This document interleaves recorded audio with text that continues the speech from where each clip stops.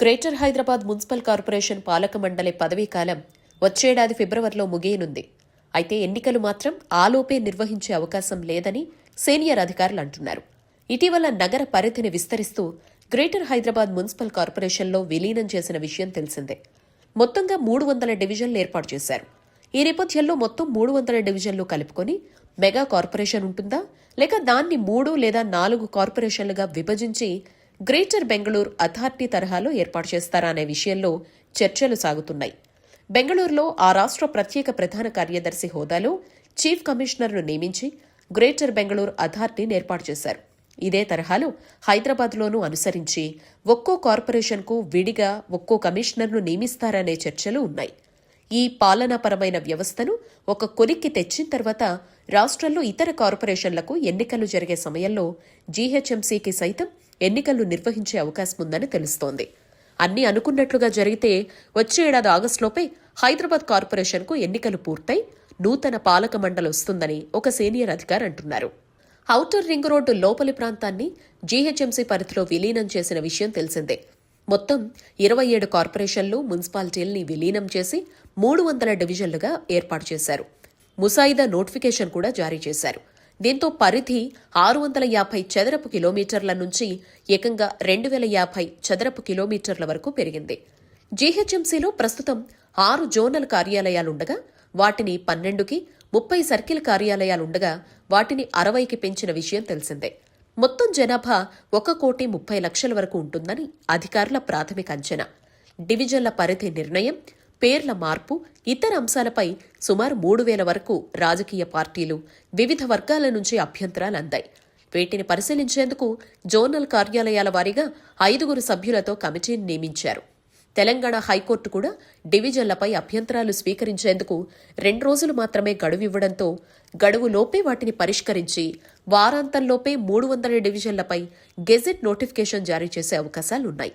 ప్రస్తుతం బెంగళూరు మహానగరంలో బృహత్ బెంగళూరు మహానగర పాలక సంస్థానంలో గ్రేటర్ బెంగళూరు అథారిటీని ఏర్పాటు చేశారు. దాని పరిధిలో 5 మున్సిపల్ కార్పొరేషన్లు ఏర్పాటు చేశారు.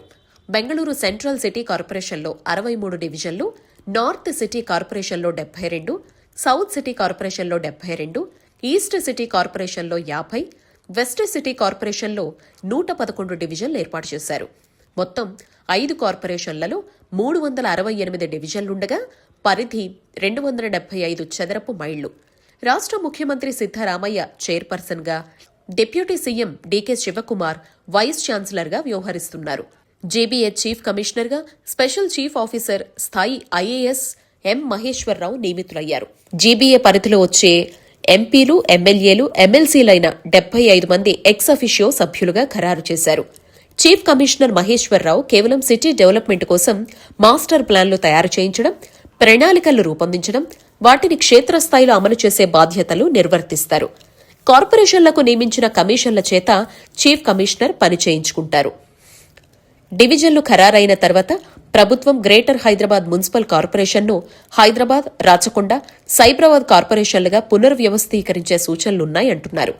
అలా వీలు కాని పరిస్థితుల్లో 4 కార్పొరేషన్లు కూడా ఏర్పాటు కావచ్చంటున్నారు. హైదరాబాద్ మెట్రోపాలిటన్ డెవలప్మెంట్ అథారిటీకి చైర్మన్గా ముఖ్యమంత్రి వ్యవహరిస్తారు. అదే తరహాలో గ్రేటర్ హైదరాబాద్ అథారిటీకి ముఖ్యమంత్రి చైర్మన్గా, మున్సిపల్ వ్యవహారాల మంత్రి వైస్ చైర్మన్గా వ్యవహరించే అవకాశం ఉందని అధికార వర్గాలు అంటున్నాయి. జనాభా లెక్కలు, కుల గణన జనవరి 1వ తేదీ నుంచి ప్రారంభం కానుండటంతో జీహెచ్ఎంసీ అధికారులు ఆఘమేఘాల మీద డివిజన్లను పునర్విభజన చేశారు. ఒకసారి జనాభా లెక్కలు ప్రారంభమైన తర్వాత వార్డుల పునర్విభజన, కొత్తగా ఏర్పాటు చేయడం, పరిధిలు నిర్ణయించి ముసాయిదా నోటిఫికేషన్ జారీ చేయడం సాధ్యం కాదు. ఎట్టి పరిస్థితుల్లో డిసెంబర్ నెలాఖరుకల్లా అవసరమైన ప్రక్రియను మొత్తం పూర్తి చేసి న్యాయపరంగా చిక్కులు రాకుండా చర్యలు తీసుకోనున్నారు. రానున్న ఫిబ్రవరిలో ప్రస్తుత మేయర్, డిప్యూటీ మేయర్, కార్పొరేషన్ల పదవీకాలం ముగిసిన తర్వాత కొత్త కార్పొరేషన్ల ఏర్పాటుపై ముసాయిదా నోటిఫికేషన్ జారీ చేసి ప్రజలు, రాజకీయ పార్టీల నుంచి అభ్యంతరాలు స్వీకరిస్తారు. తుది నోటిఫికేషన్, గెజెట్ జారీ చేసిన తర్వాత హైదరాబాద్ కార్పొరేషన్లకు ఎన్నికలు నిర్వహిస్తారు.